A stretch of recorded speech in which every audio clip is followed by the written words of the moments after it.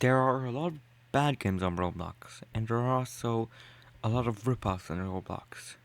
But what if one of these ripoffs was better than the original? Welcome to Testing Roblox Ripoffs, the series where we will be testing Roblox ripoffs to see if any of them are better than the original. Today we are looking at one that is a ripoff of Fierce Fathom. Fierce Fathom is a psychological horror game series where you play as characters who survived apparently true events. I've made multiple videos on this series. I really enjoy it. It's one of my favorite horror games franchises or series. Um, but there are a lot of fakes of it, not just on Roblox, but anywhere. So let's get to it.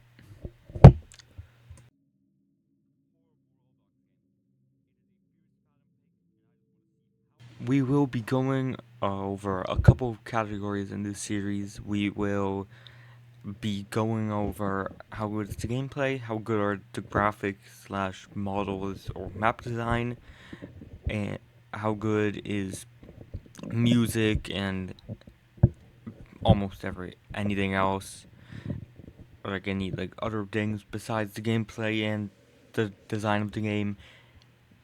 Like, does it have an art style or something or anything? Then we will be going over how glitchy the game is, and then finally a certain point, depending on what type of game it is. In this case, it will be how scary it is because this is a horror game.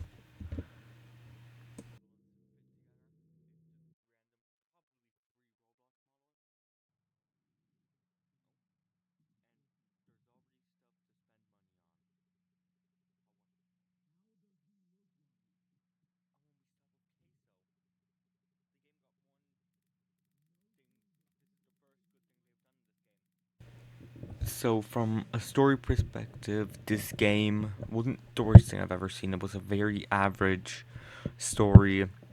Uh, Probably just like a 4 or 5 out of 10. No, the characters weren't really developed, but you won't see that in a lot of Fierce Fathom inspired games. Wasn't the worst thing. Had sort of a shapeshifter sort of tone or something about that. Wasn't awful. I'd give it like a 4 out of 10. So, and then we'll continue on with gameplay.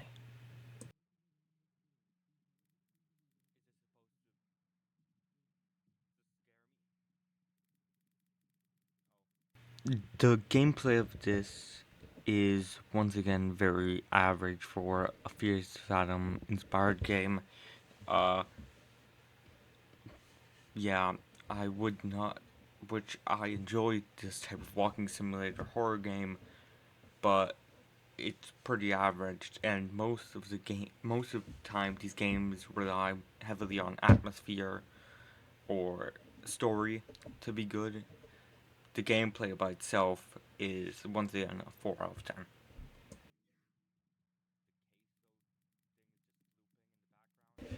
Next up is the music. The music, I don't even know if this game had any. If it did, it was very generic. I think it was mostly ambience, which I wouldn't even count as like good music. I'd say overall, once again, music slash or sound design. Um, the sound design, not for jump scares, but for everything else, was fine. But there wasn't any music. I don't even know if there was ambience in this. I know some of the other Fierce Phantom fakes I played did have it, but this one probably like once again I'm gonna be very. I didn't like this game a lot. This one was pretty bad. I'll say that now, but I'd probably give it like a 2 out of 10.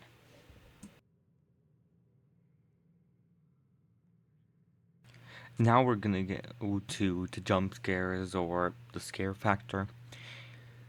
With this one, it was like I'll say that now. I'll give it a 1 out of 10 because well, no, I'll give it a 2 out of 10 because it had jump scares and it tried to do something, but it wasn't good at doing it.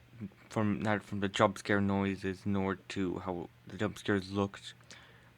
There were too many of them. I could predict most of them very easily. None of it was very scary.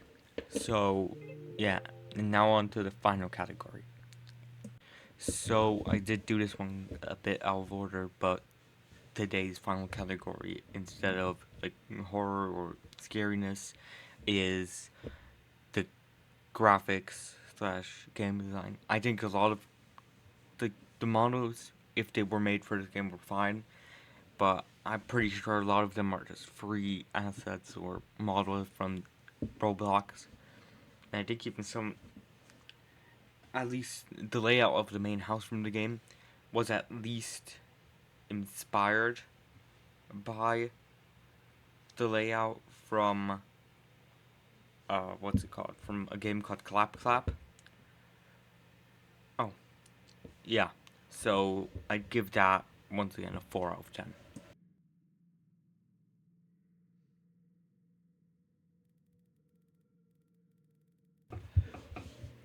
Well, while doing this video, I forgot to add the category of glitchiness, which is just which how many points this game gets in its bugs. Uh, those just will be subtracted from its total.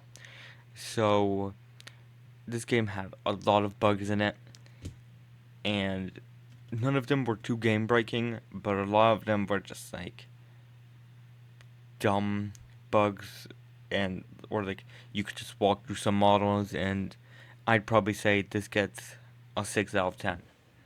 So now on to the bonus point.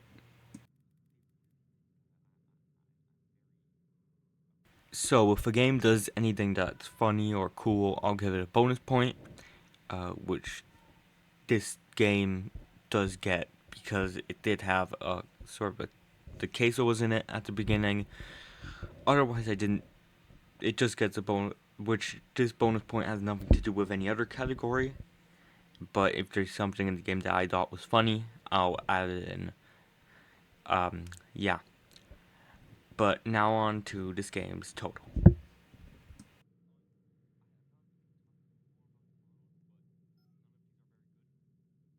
So, this game would have gotten 17 points out of 40, but because of its multitude of bugs, it only gets 11, which probably, or I hope, will be the worst score on this in the series. So yeah, it has 11 points out of 40. And if you want to see a full playthrough, it's on my channel. Like and subscribe for more. Bye, and come back next week when we're trying out a buckshot roulette fake on Roblox.